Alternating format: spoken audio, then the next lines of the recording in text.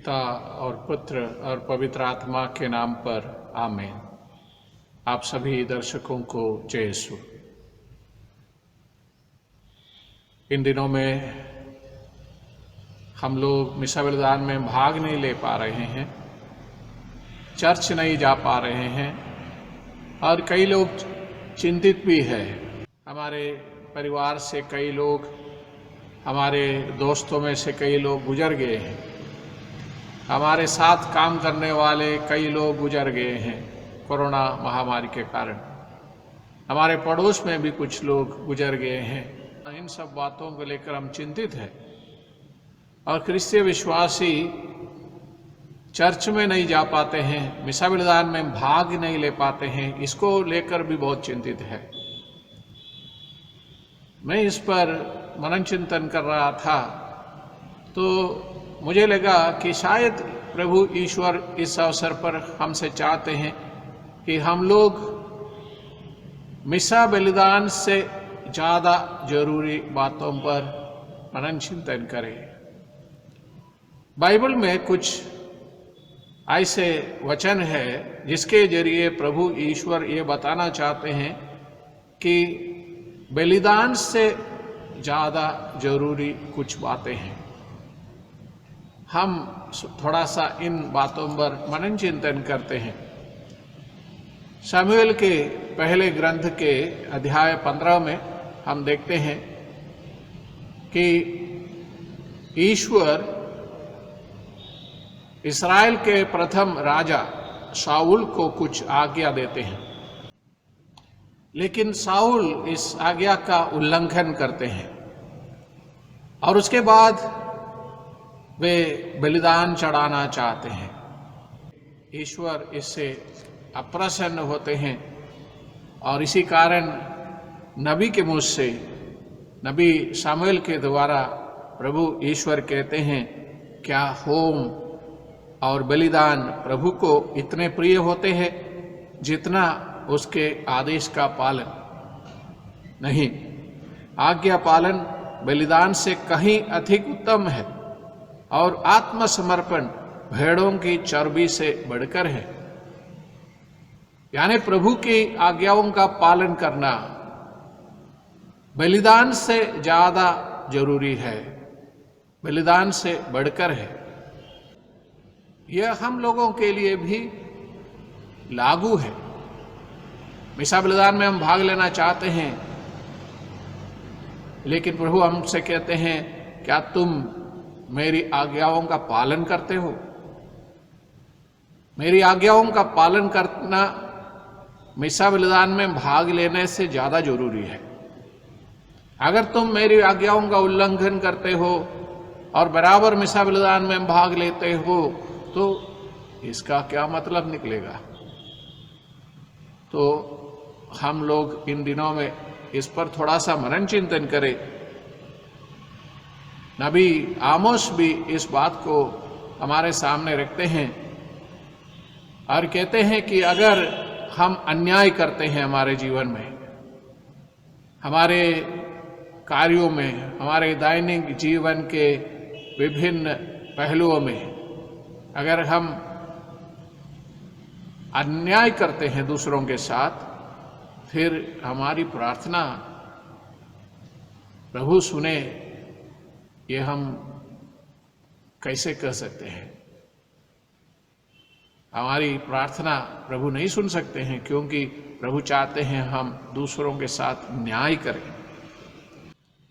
इसलिए होशेया के ग्रंथ के अध्याय 6 वाक्य 6 में प्रभु कहते हैं, मैं बलिदान की अपेक्षा प्रेम और होम की अपेक्षा ईश्वर का ज्ञान चाहता हूं। बलिदान की अपेक्षा प्रेम और होम की अपेक्षा ईश्वर का ज्ञान, प्रेम और ईश्वर का ज्ञान। इन दिनों में हम इन सब बातों को याद करें। प्रभु कहते हैं, मिसा बलिदान में भाग लेने की तुम्हारी इच्छा है, ये तो बहुत अच्छी बात है, लेकिन इसके साथ साथ न्याय करना, प्रेम के साथ सबके साथ व्यवहार करना, ईश्वर का ज्ञान प्राप्त करना, यह सब जरूरी है। संत मार्कुस के सुसमाचार के अध्याय 12 वाक्य 32 और 34 में हम देखते हैं कि जब एक यहूदी शास्त्री ने कहा कि ईश्वर को सारे हृदय, अपनी सारी बुद्धि और अपनी सारी शक्ति से प्यार करना और अपने पड़ोसी को अपने समान प्यार करना, यह हर प्रकार के होम और बलिदान से बढ़कर है, तो प्रभु यीशु ने कहा, उस कथन का समर्थन करते हुए और अपने मुहर लगाते हुए कि तुम ईश्वर के राज्य से दूर नहीं हो। यानी ईश्वर का प्रेम और पड़ोसी का प्रेम, यह हर प्रकार के होम और बलिदान से बढ़कर है। इस बात को प्रभु पुष्ट करते हैं, इस बात का प्रभु यीशु समर्थन करते हैं। मत्ती के सुसमाचार के अध्याय 5 वाक्य 23 और 24 में प्रभु यीशु कहते हैं, जब तुम वेदी पर अपनी भेंट चढ़ा रहे हो और तुम्हें वहां याद आए कि मेरे भाई को मुझसे कोई शिकायत है, तो अपनी भेंट वही वेदी के सामने छोड़कर पहले अपने भाई से मेल करने जाओ और तब आकर अपनी भेंट चढ़ाओ।